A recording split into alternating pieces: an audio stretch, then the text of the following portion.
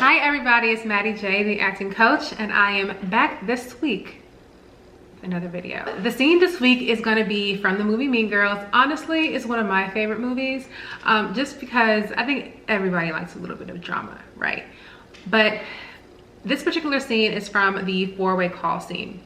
And I chose this scene because I think that it shows so many different types of angles. And I think on Mean Girls, there are so many different types of personalities on the movie to where I think a lot of the characters probably had to do a lot of inner dialogue work to be strong in their personal beliefs in order to conflict with the other person. Whether, and even if you're one of the, I don't want to say B-list Mean Girls, but for lack of better words, you have to be so stuck on being this, you know, supporting character to a Regina George. You have to be very unwavering when something happens. Oh, sorry, my allegiance is to Regina. So I'm really excited to look at it with you guys. Let's get into the scene without further ado. Gretchen thinks you're mad at her because she's running for Spring Fling Queen. Oh my god, I'm not mad at her. I'm worried about her.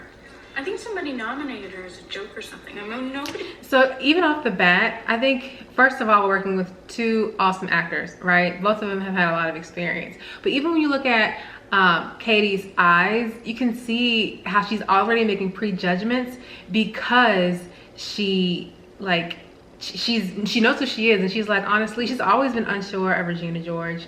But after what she's saying, it's like, okay, well, this conflicts with my personal beliefs. So what are you really talking about? What's for her? She's gonna have a total meltdown. And who's gonna have to take care of her? Me. So you don't think anyone will vote for her? Katie, So if you notice that, even in the slightest, I think when you think about film production, it's not just about the actors, right? It's about the directors, it's about the supporting characters, it's about the props, it's about the setting. It's about so many things, and it helps you understand more about the character from what they don't say. And in that moment, Regina just looked at the camera. She's obviously watching Wet Girls Gone Wild. Her the younger kid in the room was imitating the TV. She was unfazed. And I think that has to happen when you know who you are as a character and you've done the inner monologue work to be like, okay, well, that's normal. Versus, I mean, I think the everyday person, I mean, it's human instinct to care about kids. And when you see kids doing crazy things, you're like, oh wait, don't do that. But as you can see, the character work has been done right here. she's not pretty. I mean, that sounds bad, but whatever. The Spring Fling Queen is always pretty. The crazy thing is that it should be Karen, but people forget about her because she's such a slut. Anyway, I gotta go. I'm going to bed. In that moment, I love how effortless it almost feels for Regina to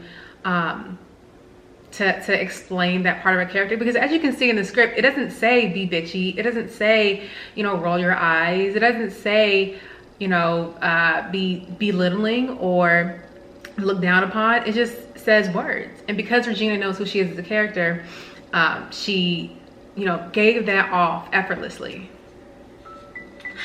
Well, she's not mad at you. Hold on. Are you okay? Shh.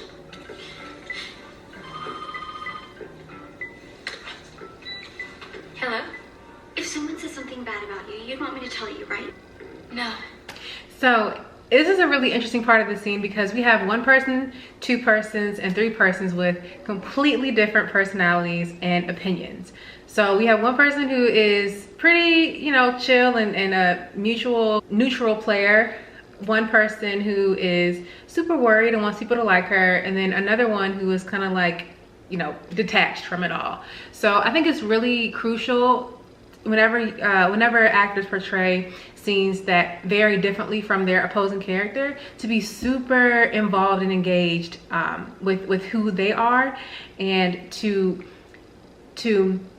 aim their objective purposely to conflict with the other person to make it look a lot more entertaining. What if it was someone you thought was your friend?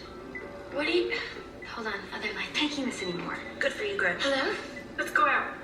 Okay, hold on. I'm on the other line with Gretchen. Don't invite Gretchen. She's driving me nuts. Hurry up. It's Regina. She wants to hang out with me tonight, but she told me not to tell you. Do not hang out with her. Why? Oh, you don't want me to tell you. Oh, you can tell me. Hold on.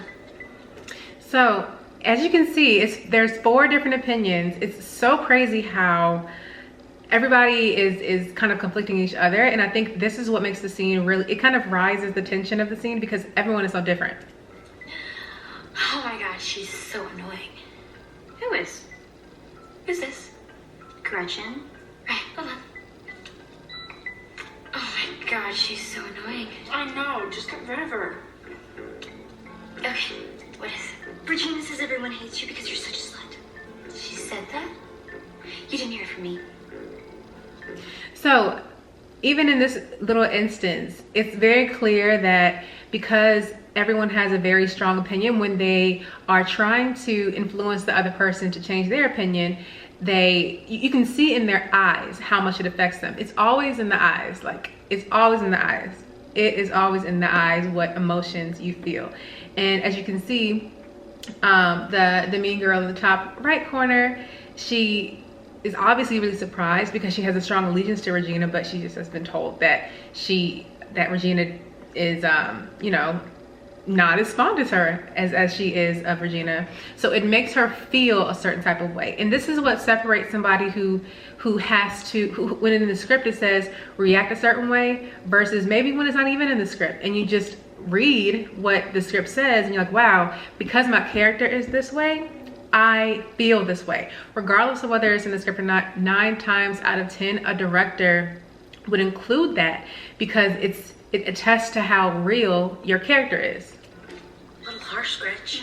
Whatever, she has a right to know. I can't go out. I'm sick. Boo, you whore. So, awesome scene. Thank you all for watching that with me. I think that there are so many different layers you can peel back in movies like this when there are multiple protagonists. But I think, well, protagonists and quote, technically there's the antagonist too. But I think that it's always so fun to see when characters have really varying personalities because it shows that they've done the character work to come up with a personality that is 1, realistic, and 2, strong enough to hold their own values while getting attacked by, I'd say attacked in like an acting intangible way, by getting attacked by somebody else's personality or another actor's objectives. Like imagine like objectives being like those slices of bread that Regina George is eating. It's like, hey, this is my objective. I want this. No, I want this. I want to get this.